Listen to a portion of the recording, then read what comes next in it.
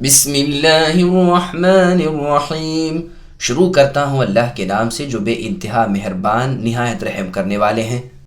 والسماء ذات البروج واليوم الموعود وشاهد ومشهود قتل أصحاب الأخدود النار ذات الوقود إذ هم عليها قعود وهم على ما يفعلون بالمؤمنين شهود وما نقموا منهم إلا أن يؤمنوا بالله العزيز الحميد الذي له ملك السماوات والأرض والله على كل شيء شهيد إن الذين فتنوا المؤمنين والمؤمنات ثم لم يتوبوا فلهم عذاب جهنم ولهم عذاب الحريق۔ برجوں والے آسمان کی قسم، وعدہ کیے ہوئے دن کی قسم، حاضر ہونے والے اور حاضر کیے گئے کی قسم کہ خندقوں والے ہلاک کیے گئے۔ وہ ایک آگ تھی ایندھن والی، یہ لوگ اس کے آس پاس بیٹھے مسلمانوں کے ساتھ جو کر رہے تھے اپنے سامنے دیکھ رہے تھے۔ یہ لوگ ان مسلمانوں کے کسی اور گناہ کا بدلہ نہیں لے رہے تھے سوائے اس کے کہ وہ اللہ تعالی غالب لائق حمد کی ذات پر ایمان لائے تھے، جس اللہ کا آسمان و زمین ملک ہے، اور اللہ تعالی ہر چیز پر حاضر خوب واقف ہے۔ بے شک جن لوگوں نے مسلمان مرد و عورتوں کو ستایا پھر توبہ بھی نہ کی، ان کے لیے جہنم کا عذاب ہے اور جلنے کے عذاب ہیں۔ سامعین، اب ان آیتوں کی تفسیر سماعت کیجیے۔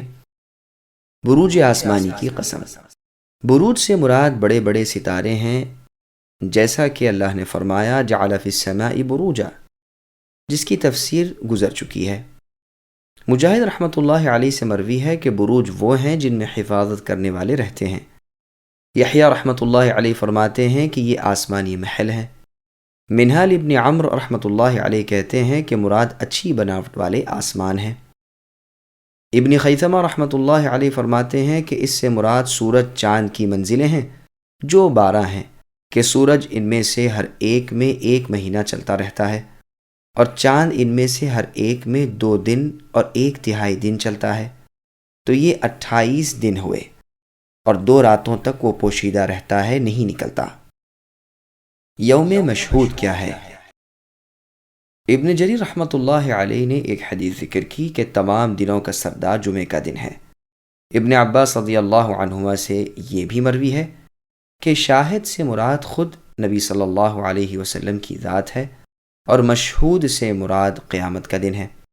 پھر آپ نے یہ آیت پڑھی ذَلِكَ يَوْمٌ مَجْمُوعٌ لَهُ النَّاسُ وَذَلِكَ يَوْمٌ مَشْهُودٌ، یعنی اس دن کے لیے لوگ جمع کیے گئے ہیں اور یہ دن مشہود یعنی حاضر کیا گیا ہے۔ ایک شخص نے حسن ابن علی رضی اللہ عنہ سے سوال کیا کہ شاہد اور مشہود کیا ہے؟ آپ نے فرمایا تم نے کسی اور سے پوچھا؟ اس نے کہا ہاں، ابن عمر اور ابن زبیر رضی اللہ عنہما سے۔ فرمایا انہوں نے کیا جواب دیا؟ کہا قربانی کا دن اور جمعے کا دن۔ فرمایا نہیں، بلکہ مراد شاہد سے محمد صلی اللہ علیہ وسلم ہے، جیسے قرآن میں اور جگہ ہے فَكَيْفَ إِذَا جِئْنَا مِن كُلِّ أُمَّةٍ بِشَهِيدٍ وَجِئْنَا بِكَ عَلَى هَؤُلَاءِ شَهِيدًا، یعنی آپ کا اس وقت اے نبی کیا حال ہوگا جب ہم ہر امت میں سے گواہ لائیں گے اور آپ کو ان پر گواہ بنائیں گے۔ اور مشہود سے مراد قیامت کا دن ہے۔ قرآن میں اللہ فرماتے ہیں وَذَلِكَ يَوْمٌ مَشْهُودٌ، یہ بھی مروی ہے کہ شاہد سے مراد ابن آدم اور مشہود سے مراد قیامت کا دن، اور مشہود سے مراد جمعے کا بھی مروی ہے، اور شاہد سے مراد خود اللہ بھی ہے اور عرفے کا دن بھی ہے۔ امام ابن جریر طبری نے ایک حدیث نبی صلی اللہ علیہ وسلم کی ذکر کی۔ آپ نے فرمایا جمعے کے دن مجھ پر بکثرت درود پڑھا کرو، وہ مشہود دن ہے جس پر فرشتے حاضر ہوتے ہیں۔ سعید ابن جبیر رحمۃ اللہ علیہ فرماتے ہیں شاہد خود اللہ ہیں۔ قرآن میں اللہ کہتے ہیں وَكَفَى بِاللَّهِ شَهِيدًا، اور مشہود ہم ہیں۔ قیامت کے دن ہم سب اللہ کے سامنے حاضر کر دیے جائیں گے۔ اکثر حضرات کا یہ فرمان ہے کہ شاہد جمعے کا دن ہے اور مشہود عرفے کا دن ہے۔ ان قسموں کے بعد ارشاد ہوتا ہے کہ خندقوں والوں پر لعنت ہو۔ یہ کفار کی ایک قوم تھی جنہوں نے ایمانداروں کو مغلوب کر کے انہیں دین سے ہٹانا چاہا اور ان کے انکار پر زمین میں گڑھے کھود کر ان میں لکڑیاں بھر کر آگ بھڑکائی، پھر ان سے کہا کہ اب بھی دین سے پلٹ جاؤ۔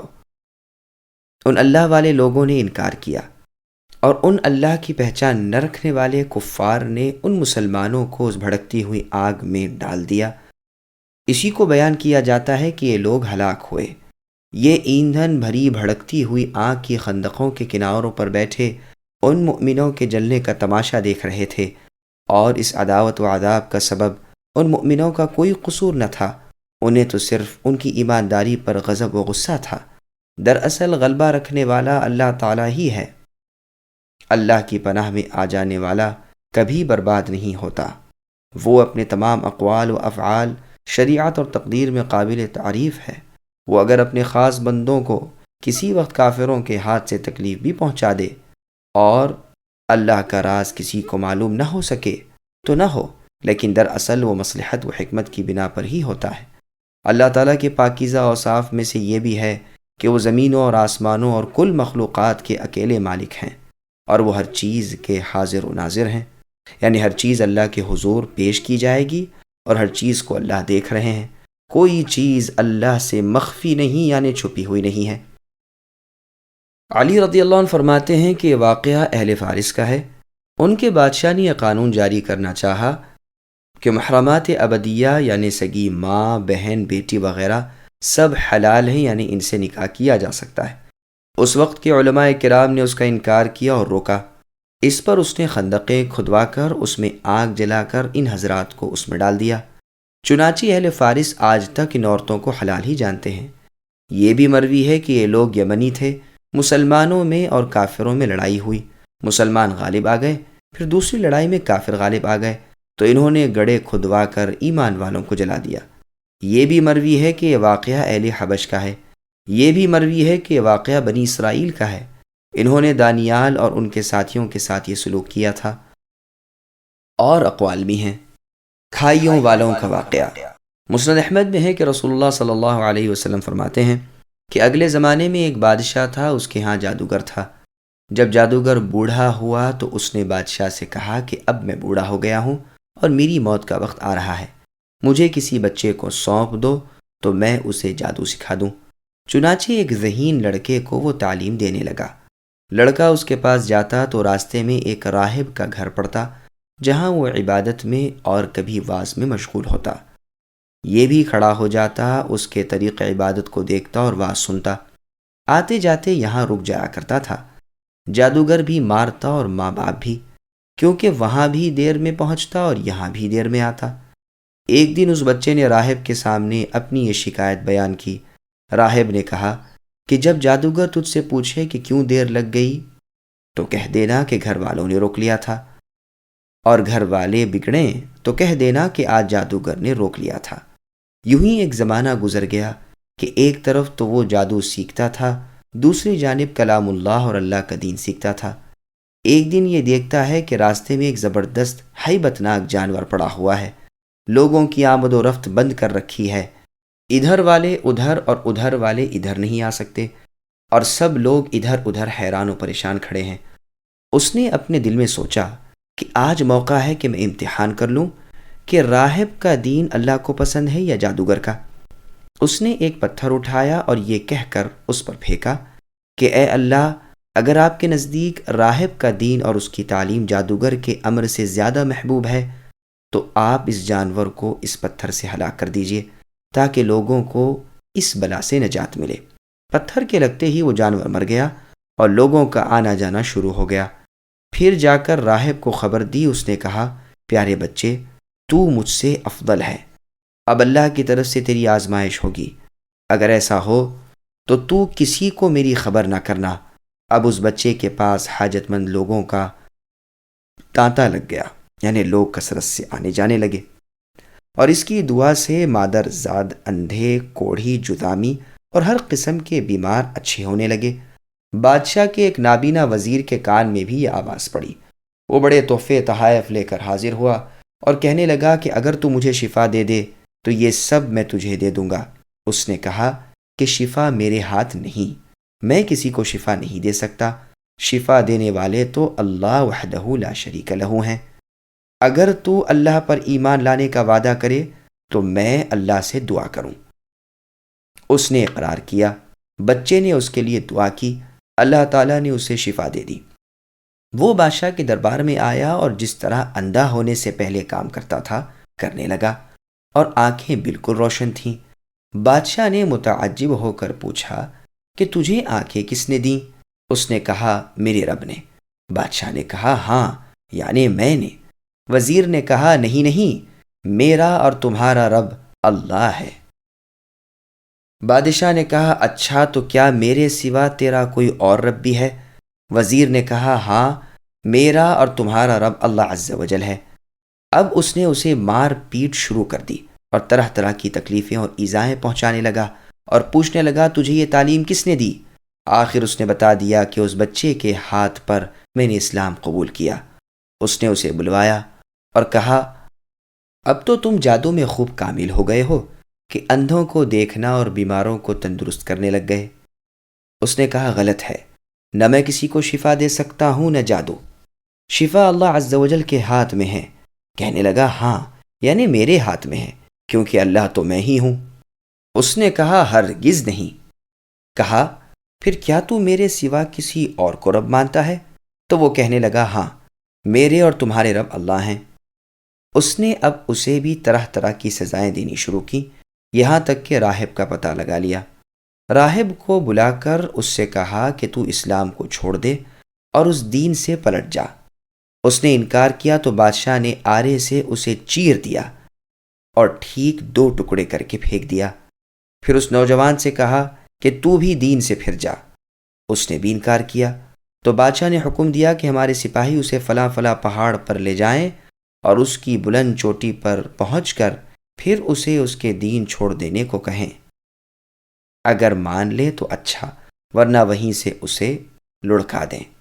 چنانچہ یہ لوگ اسے لے گئے۔ جب وہاں سے دھکا دینا چاہا تو اس نے اللہ تبارک و تعالی سے دعا کی اور کہا اللہم اکفینیہم بما شئت، اے اللہ جس طرح آپ چاہیں ان کے مقابل میں میرے لیے کافی ہو جائیے۔ اس دعا کے ساتھ ہی پہاڑ ہلا اور وہ سب سپاہی لڑک گئے، صرف وہ بچہ ہی بچا رہا۔ وہاں سے وہ اترا اور ہنسی خوشی پھر اس ظالم بادشاہ کے پاس آ گیا۔ بادشاہ نے کہا کہ یہ کیا ہوا؟ میرے سپاہی کہاں ہیں؟ فرمایا میرے اللہ نے مجھے ان سے بچا لیا۔ اس نے کچھ اور سپاہی بلوائے اور ان سے کہا کہ اسے کشتی میں بٹھا کر لے جاؤ اور بیچوں بیچ سمندر میں ڈبو کر چلے آؤ۔ یہ اسے لے کر چلے اور بیچ میں پہنچ کر جب سمندر میں پھینکنا چاہا تو اس نے پھر وہی دعا کی کہ اے اللہ جس چیز کے ذریعے سے آپ چاہیں ان کے مقابل میں میرے لیے کافی ہو جائیے۔ موج اٹھی اور وہ سپاہی سارے کے سارے سمندر میں ڈوب گئے، صرف وہ بچہ ہی باقی رہ گیا۔ یہ پھر بادشاہ کے پاس آیا اور کہا میرے رب نے مجھے ان سے بھی بچا لیا۔ اے بادشاہ، تو چاہے تمام تر تدبیریں کر ڈال لیکن مجھے ہلاک نہیں کر سکتا۔ ہاں، جس طرح میں کہوں اس طرح اگر کرے تو البتہ میری جان نکل جائے گی۔ اس نے کہا کیا کروں؟ فرمایا تمام لوگوں کو ایک میدان میں جمع کر، پھر کھجور کے تنے پر سولی چڑھا اور میرے ترکش میں سے ایک تیر نکال کر میری کمان پر چڑھا اور بسم اللہ رب ھذا الغلام، یعنی اس اللہ تعالیٰ کے نام سے جو اس بچے کے رب ہیں کہہ کر وہ تیر میری طرف پھینک، وہ مجھے لگے گا اور اس سے میں مروں گا۔ چنانچہ بادشاہ نے یہی کیا، تیر بچے کی کنپٹی میں لگا، اس نے اپنا ہاتھ اس جگہ رکھ لیا اور شہید ہو گیا۔ اس کے اس طرح شہید ہوتے ہی لوگوں کو اس کے دین کی سچائی کا یقین آ گیا۔ چاروں طرف سے یہ آوازیں اٹھنے لگیں کہ ہم سب اس بچے کے رب یعنی اللہ پر ایمان لا چکے۔ یہ حال دیکھ کر بادشاہ کے ساتھی بڑے گھبرائے اور بادشاہ سے کہنے لگے اس لڑکے کی ترکیب ہم تو سمجھے ہی نہیں، دیکھیے اس کا یہ اثر پڑا کہ یہ تمام لوگ اس کے مذہب پر ہو گئے۔ ہم نے تو اسی لیے اسے قتل کیا تھا کہ کہیں یہ مذہب پھیل نہ پڑے، لیکن وہ ڈر تو سامنے ہی آ گیا اور سب مسلمان ہو گئے۔ بادشاہ نے کہا کہ اچھا، یہ کرو کہ تمام محلوں اور راستوں میں خندقیں کھدواؤ، ان میں لکڑیاں بھرو اور ان میں آگ لگا دو۔ جو اس دین سے پھر جائے اسے چھوڑ دو، اور جو نہ مانے اسے اس آگ میں ڈال دو۔ ان مسلمانوں نے صبر و سہار کے ساتھ آگ میں جلنا منظور کر لیا اور اس میں کود کود کر گرنے لگے۔ البتہ ایک عورت جس کی گود میں دودھ پیتا چھوٹا سا بچہ تھا، وہ ذرا جھجکی تو اس بچے کو اللہ تعالیٰ نے بولنے کی طاقت دی۔ اس نے کہا، اماں کیا کر رہی ہو؟ تم تو حق پر ہو، صبر کرو اور اس میں کود پڑو۔ یہ حدیث مسند احمد میں بھی ہے اور صحیح مسلم کے آخر میں بھی ہے، اور نسائی میں بھی قدر اختصار کے ساتھ ہے۔ ترمذی کی حدیث میں ہے کہ صہیب رضی اللہ عنہ فرماتے ہیں کہ نبی صلی اللہ علیہ وسلم عصر کی نماز کے بعد عموماً زیر لب کچھ فرمایا کرتے تھے، یعنی آہستگی کے ساتھ۔ تو نبی صلی اللہ علیہ وسلم سے پوچھا گیا کہ رسول اللہ کیا فرماتے ہیں؟ فرمایا، نبیوں میں سے ایک نبی تھے جو اپنی امت پر فخر کرتے تھے، کہنے لگے ان کی دیکھ بھال کون کرے گا؟ تو اللہ تعالیٰ نے ان کی طرف وحی بھیجی کہ انہیں اختیار ہے، خواہ اس بات کو پسند کریں کہ میں خود ان سے انتقام لوں، خواہ اس بات کو پسند کریں کہ میں ان پر ان کے دشمنوں کو مسلط کر دوں۔ انہوں نے انتقام کو پسند کیا، چنانچہ ایک ہی دن میں ان میں سے 70,000 مر گئے۔ اس کے ساتھ ہی آپ صلی اللہ علیہ وسلم نے یہ حدیث بھی بیان کی جو اوپر گزری۔ پھر آخر میں نبی صلی اللہ علیہ وسلم نے قتلہ سے مجید تک کی آیتوں کی تلاوت فرمائی۔ یہ نوجوان شہید دفن کر دیے گئے تھے، اور عمر بن الخطاب رضی اللہ عنہ کی خلافت کے زمانے میں ان کی قبر سے انہیں نکالا گیا تھا۔ ان کی انگلی اسی طرح ان کی کن پٹی پر رکھی ہوئی تھی جس طرح بوقت شہادت تھی۔ امام ترمذی رحمۃ اللہ علیہ اسے حسن غریب بتلاتے ہیں، لیکن اس روایت میں صراحت نہیں کہ یہ واقعہ نبی صلی اللہ علیہ وسلم نے بیان فرمایا، تو ممکن ہے کہ صہیب رضی اللہ عنہ نے ہی اس واقعے کو بیان فرمایا ہو۔ ان کے پاس نصرانیوں کی ایسی حکایتیں بہت ساری تھیں، واللہ اعلم۔ امام محمد ابن اسحاق رحمۃ اللہ علیہ نے بھی اس قصے کو دوسرے الفاظ میں بیان فرمایا ہے جو اس کے خلاف ہے۔ وہ کہتے ہیں کہ نجرانی لوگ بت پرست مشرک تھے، اور نجران کے پاس ایک چھوٹا سا گاؤں تھا جس میں ایک جادوگر تھا، نجرانیوں کو جادو سکھایا کرتا تھا۔ فیمون نامی ایک بزرگ عالم یہاں آئے اور نجران اور اس گاؤں کے درمیان انہوں نے اپنا پڑاؤ ڈالا۔ شہر کے لڑکے جو جادوگر سے جادو سیکھنے جایا کرتے تھے، ان میں تاجر کا ایک لڑکا عبداللہ نامی تھا۔ اسے آتے جاتے راہب کی عبادت اور اس کی نماز وغیرہ کے دیکھنے کا موقع ملتا، اس پر غور و خوض کرتا اور دل میں اس کے مذہب کی سچائی جگا کرتی جاتی۔ پھر تو اس نے یہاں آنا جانا شروع کر دیا اور مذہبی تعلیم بھی اس راہب سے لینے لگا۔ کچھ دنوں بعد اس مذہب میں داخل ہو گیا اور اسلام قبول کر لیا، توحید کا پابند ہو گیا اور ایک اللہ تعالیٰ کی عبادت کرنے لگا اور علم دین اچھی طرح حاصل کر لیا۔ وہ راہب اسم اعظم بھی جانتا تھا۔ اس نے ہر چند خواہش کی کہ اسے بتا دے، لیکن اس نے نہ بتایا اور کہہ دیا کہ ابھی تم میں اس کی صلاحیت نہیں آئی، تم ابھی کمزور دل والے ہو، اس کی طاقت میں تم میں نہیں پاتا۔ عبداللہ کے باپ تامر کو اپنے بیٹے کے مسلمان ہو جانے کی مطلق خبر نہ تھی۔ وہ تو اپنے نزدیک یہ سمجھ رہا تھا کہ میرا بیٹا جادو سیکھ رہا ہے اور وہیں آتا جاتا رہتا ہے۔ عبداللہ نے جب دیکھا کہ راہب مجھے اسم اعظم نہیں سکھاتے اور انہیں میری کمزوری کا خوف ہے، تو ایک دن انہوں نے تیر لیے اور جتنے نام اللہ تبارک و تعالیٰ کے انہیں یاد تھے، ہر تیر پر ایک ایک نام لکھا، پھر آگ جلا کر بیٹھ گئے اور ایک ایک تیر کو اس میں ڈالنا شروع کیا۔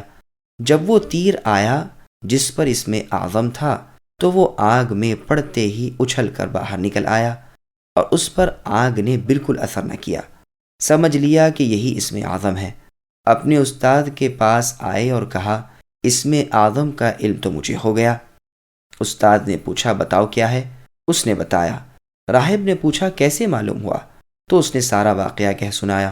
تو فرمایا کہ بھائی، تم نے خوب معلوم کر لیا، واقعی یہی اسم اعظم ہے، اسے اپنے ہی تک رکھو، لیکن مجھے ڈر ہے کہ تم کھل جاؤ گے۔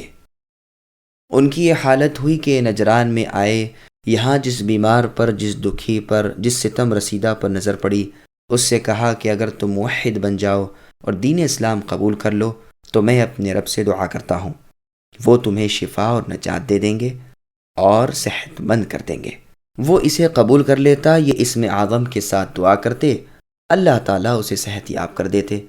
اب نجرانیوں کے ٹھٹ لگنے لگے اور جماعت کی جماعت روزانہ مشرف باسلام اور فائز المرام ہونے لگی۔ آخر بادشاہ کو اس کا علم ہوا۔ اس نے اسے بلا کر دھمکایا کہ تو نے میری رعیت کو بگاڑ دیا اور میرے باپ داداؤں کے مذہب پر حملہ کیا۔ میں اس کی سزا میں تیرے ہاتھ پاؤں کاٹ کر تجھے چورنگ کرا دوں گا، یعنی سولی دے دوں گا۔ عبداللہ بن تامر نے جواب دیا کہ تو ایسا نہیں کر سکتا۔ اب بادشاہ نے اسے پہاڑ پر سے گرا دیا، لیکن وہ نیچے آ کر صحیح سلامت رہا، سارے جسم پر کہیں چوٹ بھی نہ آئی۔ نجران کے ان طوفان خیر دریاؤں میں گرداب کی جگہ انہیں ڈالا، جہاں سے کوئی بچ نہیں سکتا، لیکن یہ وہاں سے بھی صحت و سلامتی کے ساتھ واپس آ گئے۔ غرض ہر طرح عاجز آ گیا۔ تو پھر عبداللہ بن تامر نے فرمایا کہ اے بادشاہ سن، تو میرے قتل پر کبھی قادر نہ ہوگا، یہاں تک کہ تو اس دین کو مان لے جسے میں مانتا ہوں اور ایک اللہ کی عبادت کرنے لگے۔ اگر تو یہ کر لے گا تو پھر تو مجھے قتل کر سکتا ہے۔ بادشاہ نے ایسا ہی کیا۔ اس نے عبداللہ کا بتلایا ہوا کلمہ پڑھا اور مسلمان ہو کر جو لکڑی اس کے ہاتھ میں تھی اس سے عبداللہ کو مارا، جس سے کچھ یوں ہی سے کھریچ آئی اور اسی سے وہ شہید ہو گئے۔ اللہ ان سے خوش ہو اور اپنی خاص رحمتیں انہیں عنایت فرمائے۔ ان کے ساتھ ہی بادشاہ بھی مر گیا۔ اس واقعے نے لوگوں کے دلوں میں یہ بات پیوست کر دی کہ دین ان کا ہی سچا ہے۔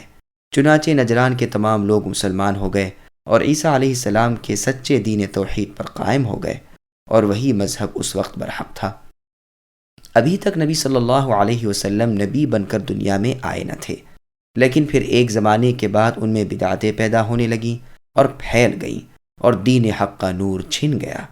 غرض نجران میں عیسائیت کے پھیلنے کا اصلی سبب یہ تھا۔ ایک زمانے کے بعد ذونواس یہودی نے اپنے لشکر لے کر ان نصرانیوں پر چڑھائی کی اور غالب آ گیا۔ پھر ان سے کہا یا تو یہودیت قبول کر لو یا موت۔ انہوں نے قتل ہونا منظور کیا۔ اس نے خندقیں کھدوا کر آگ سے پر کر کے ان کو جلا دیا۔ بعضوں کو قتل بھی کیا، بعضوں کے ہاتھ پاؤں ناک کان کاٹ دیے وغیرہ۔ تقریباً 20,000 مسلمانوں کو اس سرکش نے قتل کیا۔ اسی کا ذکر آیت قتل اصحاب الاخدود میں ہے۔ ذونواس کا نام زرعہ تھا۔ اس کی بادشاہت کے زمانے میں اسے یوسف کہا جاتا تھا۔ اس کے باپ کا نام بیان اسعد ابی قریب تھا، جو تبع ہے، جس نے مدینے میں غزوہ کیا اور کعبے کو پردہ چڑھایا۔ اس کے ساتھ 2 یہودی عالم تھے۔ یمن والے انہی کے ہاتھ پر یہودی مذہب میں داخل ہوئے۔ ذونواس نے ایک ہی دن میں صرف صبح کے وقت ان کھائیوں میں 20,000 ایمان والوں کو قتل کیا۔ ان میں سے صرف ایک ہی شخص بچ نکلا، جس کا نام دوس ذی ثعلبان تھا۔ یہ گھوڑے پر بھاگ کھڑا ہوا۔ گوز کے پیچھے بھی گھوڑے سوار دوڑائے گئے، لیکن یہ ہاتھ نہ لگا۔ یہ سیدھا ملک شام روم قیصر کے پاس گیا۔ اس نے حبشہ کے بادشاہ نجاشی کو لکھا۔ چنانچہ دوس وہاں سے حبشہ کے نصرانیوں کا لشکر لے کر یمن آیا۔ اس کے سردار اریات اور ابرہہ تھے۔ یہودی مغلوب ہوئے، یمن یہودیوں کے ہاتھ سے نکل گیا۔ ذونواس بھاگ نکلا، لیکن وہ پانی میں غرق ہو گیا۔ پھر 70 سال تک یہاں حبشہ کے نصرانیوں کا قبضہ رہا۔ بالآخر سیف ابن ذی یزن حمیری نے فارس کے بادشاہ سے امدادی فوجیں اپنے ساتھ لیں اور 700 قیدی لوگوں سے اس پر چڑھائی کر کے فتح حاصل کی اور پھر سلطنت حمیری قائم کی۔ اس کا کچھ بیان سورہ فیل میں بھی آئے گا انشاءاللہ تعالی۔ سیرت ابن اسحاق میں ہے کہ ایک نجرانی نے عمر فاروق رضی اللہ عنہ کے زمانے میں نجران کی ایک بنجر غیر آباد زمین اپنے کسی کام کے لیے کھودی تو دیکھا کہ عبداللہ ابن تامر رحمۃ اللہ علیہ کا جسم اس میں ہے۔ آپ بیٹھے ہوئے ہیں، سر پر جس جگہ چوٹ آئی تھی وہیں ہاتھ ہے۔ ہاتھ اگر ہٹاتے ہیں تو خون بہنے لگتا ہے، پھر ہاتھ کو چھوڑ دیتے ہیں تو ہاتھ اپنی جگہ چلا جاتا ہے اور خون تھم جاتا ہے۔ ہاتھ کی ایک انگلی میں انگوٹھی ہے جس پر ربی اللہ لکھا ہوا ہے، یعنی اللہ میرے رب ہیں۔ چنانچہ اس واقعے کی اطلاع قصر خلافت میں دی گئی۔ یہاں سے فاروق اعظم رضی اللہ عنہ کا فرمان گیا کہ انہیں یوں ہی رہنے دو، اور اوپر سے مٹی وغیرہ جو ہٹائی ہے وہ ڈال کر جس طرح تھے اسی طرح بے نشان کر دو۔ چنانچہ یہی کیا گیا۔ ابن ابی الدنیا رحمۃ اللہ علیہ نے لکھا ہے کہ جب ابو موسیٰ الاشعری رضی اللہ عنہ نے اصبہان فتح کیا تو ایک دیوار دیکھی کہ وہ گر پڑی ہے، حکم پر بنا دی گئی لیکن پھر گر پڑی، پھر بنوائی، پھر گر پڑی، آخر معلوم ہوا کہ اس کے نیچے کوئی نیک بخت شخص مدفون ہیں۔ جب زمین کھودی گئی تو دیکھا کہ ایک شخص کا جسم کھڑا ہوا ہے، ساتھ ہی ایک تلوار ہے جس پر لکھا ہے میں حارث ابن مضاد ہوں جس نے کھائیوں والوں سے انتقام لیا۔ ابو موسیٰ الاشعری رضی اللہ عنہ نے اس لاش کو نکال لیا اور وہاں دیوار کھڑی کرا دی جو برابر رہی۔ میں کہتا ہوں یہ حارث ابن مضاد ابن عمر جرہمی ہے جو کعبۃ اللہ کے متولی ہوئے تھے۔ ثابت ابن اسماعیل ابن ابراہیم کی اولاد کے بعد اس کا لڑکا عمرو ابن حارث ابن مضاد تھا جو مکے میں جرہم خاندان کا آخری بادشاہ تھا۔ جس وقت کے خزاعہ قبیلے نے انہیں یہاں سے نکالا اور یمن کی طرف جلا وطن کیا، یہی وہ شخص ہے جس نے پہلے عرب میں شعر کہا، جس شعر میں بے آباد مکہ کو اپنا آباد کرنا اور زمانے کے ہیر پھیر سے پھر وہاں سے نکالا جانا اس نے بیان کیا ہے۔ اس واقعے سے تو معلوم ہوتا ہے کہ یہ قصہ اسماعیل علیہ السلام کے کچھ زمانہ بعد کا اور بہت پرانا ہے، جو کہ اسماعیل علیہ السلام کے تقریباً 500 سال کے بعد کا معلوم ہوتا ہے۔ لیکن ابن اسحاق کی اس مطول روایت سے جو پہلے گزری، یہ ثابت ہو رہا ہے کہ یہ قصہ عیسیٰ علیہ السلام کے بعد کا اور محمد صلی اللہ علیہ وسلم سے پہلے کا ہے۔ زیادہ ٹھیک بھی یہی معلوم ہوتا ہے، واللہ اعلم۔ اور یہ بھی ہو سکتا ہے کہ یہ واقعہ دنیا میں کئی بار ہوا ہو، جیسے ابن ابی حاتم کی روایت سے معلوم ہوتا ہے کہ عبد الرحمن ابن جبیر رحمۃ اللہ علیہ فرماتے ہیں کہ تبع کے زمانے میں یمن میں خندقیں کھدوائی گئی تھیں، اور قسطنطین کے زمانے میں قسطنطینیہ میں بھی مسلمانوں کو یہی عذاب کیا گیا تھا۔ جبکہ نصرانیوں نے اپنا قبلہ بدل لیا، دین مسیح میں بدعتیں ایجاد کر لیں، توحید کو چھوڑ بیٹھے، تو اس وقت جو سچے دیندار تھے انہوں نے ان کا ساتھ نہ دیا اور اصلی دین پر قائم رہے، تو ان ظالموں نے خندقیں آگ سے پر کرا کر انہیں جلا دیا۔ اور یہی واقعہ بابل کی زمین پر عراق میں بخت نصر کے زمانے میں ہوا، جس نے ایک بت بنا لیا تھا اور لوگوں سے اسے سجدہ کراتا تھا۔ دانیال علیہ السلام اور ان کے دونوں ساتھی عزرا اور میشائیل نے اس سے انکار کیا، تو اس نے انہیں اس آگ کی خندق میں ڈال دیا۔ اللہ تعالیٰ نے آگ کو ان پر ٹھنڈا کر دیا، انہیں سلامتی عطا فرمائی، صاف نجات دی اور ان سرکش کافروں کو ان خندقوں میں ڈال دیا۔ یہ 9 قبیلے تھے، سب جل کر خاک ہو گئے۔ سدی رحمۃ اللہ علیہ فرماتے ہیں 3 جگہ یہ معاملہ ہوا، عراق میں، شام میں اور یمن میں۔ مقاتل رحمۃ اللہ علیہ فرماتے ہیں کہ خندقیں 3 جگہ تھیں، ایک تو یمن کے شہر نجران میں، دوسری شام میں، تیسری فارس میں۔ شام میں اس کا بانی انطنانوس رومی تھا، اور فارس میں بخت نصر، اور زمین عرب پر یوسف ذو نواس۔ شام اور فارس کی خندقوں کا ذکر قرآن میں نہیں، یہ ذکر نجران کا ہے۔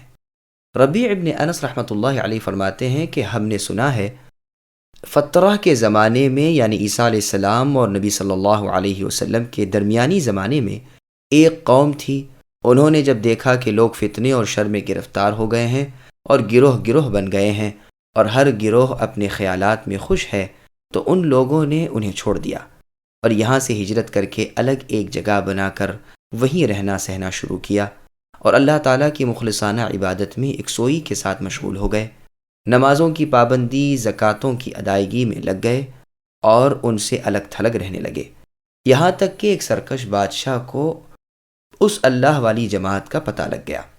اس نے ان کے پاس اپنے آدمی بھیجے اور انہیں سمجھایا کہ تم بھی ہمارے ساتھ مل جاؤ اور بت پرستی شروع کر دو۔ ان سب نے بالکل انکار کیا کہ ہم سے یہ نہیں ہو سکتا کہ اللہ وحدہ لا شریک لہ کے سوا کسی اور کی بندگی کریں۔ بادشاہ نے کہلوایا کہ اگر تمہیں یہ منظور نہیں تو میں تمہیں قتل کراؤں گا۔ جواب ملا کہ جو چاہو کرو، لیکن ہم سے دین نہیں چھوڑا جائے گا۔ اس ظالم نے خندقیں کھدوائیں، آگ جلوائی اور ان سب مردوں، عورتوں، بچوں کو جمع کیا اور ان خندقوں کے کنارے کھڑا کر کے کہا، بولو یہ آخری سوال و جواب ہے، آیا بت پرستی قبول کرتے ہو یا آگ میں گرنا قبول کرتے ہو؟ انہوں نے کہا ہمیں جل کر مرنا منظور ہے، لیکن چھوٹے چھوٹے بچوں نے چیخ پکار شروع کر دی۔ بڑوں نے انہیں سمجھایا کہ بس آج کے بعد آگ نہیں، نہ گھبراؤ اور اللہ کا نام لے کر کود پڑو۔ چنانچہ سب کے سب کود پڑے۔ انہیں آنچ بھی نہیں لگنے پائی تھی کہ اللہ نے ان کی روحیں قبض کر لیں اور آنکھ خندقوں سے باہر نکل پڑی اور ان بد کردار سرکشوں کو گھیر لیا، اور جتنے بھی تھے سارے کے سارے جلا دیے گئے۔ اس کی خبر ان آیتوں یعنی قتل اصحاب الاخدود میں ہے۔ تو اس بنا پر فتنو کے معنی ہوئے کہ جلایا۔ تو اللہ تعالیٰ فرماتے ہیں کہ ان لوگوں نے مسلمان مردوں عورتوں کو جلا دیا ہے، اگر انہوں نے توبہ نہ کی یعنی اپنے اس فعل سے باز نہ آئے، اپنے اس کیے پر نادم نہ ہوئے، تو ان کے لیے جہنم ہے اور جلنے کا عذاب ہے، تاکہ بدلہ بھی ان کے عمل جیسا ہو۔ حسن بصری رحمۃ اللہ علیہ فرماتے ہیں کہ اللہ تعالیٰ بزرگ و برتر کے کرم و رحم، اللہ کی مہربانی اور عنایت کو تو دیکھو کہ جن بدکاروں نے اللہ کے پیارے بندوں کو ایسے بدترین عذابوں سے مارا، انہیں بھی وہ توبہ کرنے کو کہتے ہیں اور ان سے بھی مغفرت اور بخشش کا وعدہ کرتے ہیں۔ اے اللہ ہمیں بھی اپنی وسیع رحمتوں سے بھرپور حصہ عطا فرمائیے، آمین۔ إن الذين آمنوا وعملوا الصالحات لهم جنات تجري من تحتها الأنهار ذلك الفوز الكبير إن بطش ربك لشديد إنه هو يبدئ ويعيد وهو الغفور الودود ذو العرش المجيد فعال لما يريد هل أتاك حديث الجنود فرعون وثمود بل الذين كفروا في تكذيب والله من ورائهم محيط بل هو قرآن مجيد في لوح محفوظ۔ بے شک ایمان قبول کرنے والوں اور نیک کام کرنے والوں کے لیے وہ باغات ہیں جن کے نیچے نہریں بہہ رہی ہیں، یہی بڑی کامیابی ہے۔ یقیناً تمہارے رب کی پکڑ بڑی سخت ہے، وہی پہلی مرتبہ پیدا کرتے ہیں اور وہی دوبارہ پیدا کریں گے، وہ بڑے بخشنے والے اور بہت محبت کرنے والے ہیں۔ عرش کے مالک عظمت والے ہیں، جو چاہے اسے کر گزرنے والے ہیں۔ تمہیں لشکروں کی خبر بھی ملی ہے، یعنی فرعون اور ثمود کی؟ کچھ نہیں بلکہ کافر تو جھٹلانے میں پڑے ہوئے ہیں، اللہ تعالیٰ بھی انہیں ہر طرف سے گھیرے ہوئے ہے، بلکہ یہ قرآن ہے بڑی شان والا، لوح محفوظ میں لکھا ہوا۔ سامعین اب ان آیتوں کی تفسیر سماعت کیجیے۔ جنت کی نہروں کا تذکرہ، اپنے دشمنوں کا انجام بیان کر کے اپنے دوستوں کا نتیجہ بیان فرما رہے ہیں کہ ان کے لیے جنتیں ہیں جن کے نیچے نہریں جاری ہیں، ان جیسی کامیابی اور کسے ملے گی؟ پھر فرماتے ہیں کہ آپ کے رب کی پکڑ بڑی سخت ہے، وہ اپنے ان دشمنوں کو جو اللہ کے رسولوں کو جھٹلاتے رہے اور اللہ کی نافرمانیوں میں لگے رہے، سخت تر قوت کے ساتھ اس طرح پکڑیں گے کہ کوئی راہ نجات ان کے لیے باقی نہ رہے۔ وہ اللہ بڑی قوتوں والے ہیں، جو چاہا کیا، جو کچھ چاہتے ہیں وہ ایک لمحے میں ہو جاتا ہے۔ اللہ کی قدرتوں اور طاقتوں کو دیکھو کہ اللہ نے تمہیں پہلے بھی پیدا کیا اور پھر بھی مار ڈالنے کے بعد دوبارہ پیدا کر دیں گے، نہ انہیں کوئی روکے گا، نہ آگے آئے نہ سامنے پڑے۔ وہ اپنے بندوں کے گناہوں کو معاف کرنے والے ہیں، بشرط یہ کہ وہ اللہ کی طرف جھکیں اور توبہ کریں اور اللہ کے سامنے ناک رگڑیں، پھر چاہے کیسی ہی خطائیں ہوں ایک دم میں سب معاف ہو جاتی ہیں۔ اپنے بندوں سے وہ پیار و محبت رکھتے ہیں۔ وہ عرش والے ہیں، جو عرش تمام مخلوق سے بلند و بالا ہے اور تمام خلائق یعنی مخلوقات کے اوپر ہے۔ مجید کی دو قراتیں ہیں، دال کا پیش بھی اور دال کا زیر بھی۔ پیش کے ساتھ وہ اللہ کی صفت بن جائے گا اور زیر کے ساتھ عرش کی صفت ہے، معنی دونوں کے بالکل صحیح اور درست بیٹھتے ہیں۔ وہ جس کام کا جب ارادہ کر لے، کرنے پر پوری طرح قدرت رکھتے ہیں۔ اللہ کی عظمت، عدالت، حکمت کی بنا پر نہ کوئی اللہ کو روک سکے نہ اللہ سے پوچھ سکے۔ صدیق اکبر رضی اللہ عنہ سے ان کی اس بیماری میں جس میں آپ کا انتقال ہوتا ہے لوگ کہتے ہیں کہ کسی طبیب نے بھی آپ کو دیکھا؟ فرمایا ہاں۔ پوچھا پھر کیا جواب دیا؟ فرمایا کہ جواب دیا انی فعال لما ارید، بے شک میں وہ کر گزرتا ہوں جس کے کرنے کا ارادہ کرتا ہوں۔ پھر فرماتے ہیں کہ کیا تمہیں اے نبی خبر بھی ہے کہ فرعونیوں اور ثمودیوں پر کیا کیا عذاب آئے، اور کوئی ایسا نہ تھا کہ ان کی کسی طرح مدد کر سکتا اور نہ کوئی اس عذاب کو ہٹا سکا۔ مطلب یہ ہے کہ اللہ کی پکڑ سخت ہے، جب وہ کسی ظالم کو پکڑ لیتے ہیں تو دردناکی اور سختی سے بڑی زبردست پکڑ پکڑتے ہیں۔ پھر آگے اللہ نے فرمایا کہ بلکہ کافر شک و شبے میں، کفر و سرکشی میں ہیں، اور اللہ ان پر قادر اور غالب ہیں، نہ یہ اللہ سے گم ہو سکیں نہ اللہ کو عاجز کر سکیں، بلکہ یہ قرآن عزت و کرامت والا ہے، وہ لوح محفوظ کا نوشتہ ہے، بلند مرتبہ فرشتوں میں ہے، زیادتی کمی سے پاک اور سر تاپا محفوظ ہے، نہ اس میں تبدیلی ہو نہ تحریف۔ انس رضی اللہ عنہ فرماتے ہیں کہ یہ لوح محفوظ اسرافیل علیہ السلام کی پیشانی پر ہے۔ عبد الرحمن بن سلمان رحمۃ اللہ علیہ فرماتے ہیں کہ دنیا میں جو کچھ ہو رہا ہے اور ہوگا وہ سب لوح محفوظ میں موجود ہے، اور لوح محفوظ اسرافیل علیہ السلام کی دونوں آنکھوں کے سامنے ہے، لیکن جب تک انہیں اجازت نہ ملے وہ اسے دیکھ نہیں سکتے۔ سامعین الحمدللہ، سورۃ البروج کی تفسیر مکمل ہوئی۔